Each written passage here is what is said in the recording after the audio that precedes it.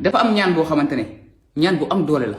ñaan boo xamante ne bàkkaar boo mën def si àddina ak nu mu mën toll soo waxee ñaan bi incha allah yàlla dina jégal ñaan bi la yonent bi sallallahu alayhi wasallam tuddee sayyidul istighfar ñaan bi yonent bi sallallahu alayhi wasallam moom la wax ne boo ko waxee si suba si boo xëyee boo deewee si journée bi yàlla dugal àjjana soo ko waxee si guddi gi tamit boo deewee si guddi gi yàlla dugal àjjana mu nekk ñaan boo xamante ne daanaka kenn du ko ñaan lu dul ne yàlla dina ko jégal ay bàkkaaram ñaan bi mooy allahumma anta rabbi xalaqtani wa ana abduka wa ana ala ahdika wa wa'dika mastataatu a'uudu bika min sharri ma sana'tu wa abu'u laka bi ni'matika alayya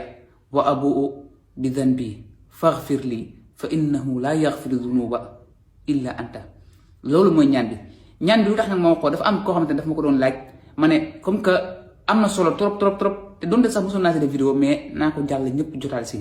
parce que ñun ñëpp ay def ko bàkkaar lañ te bëgg nañ yàlla di ñuy jégal suñu bàkkaar kon ngalawaay nañ jéem moo ko ñaan bi di ko def saa bu ñu xëyee ak bu ñuy tëdd ak heure boo xamante ne am nañ temps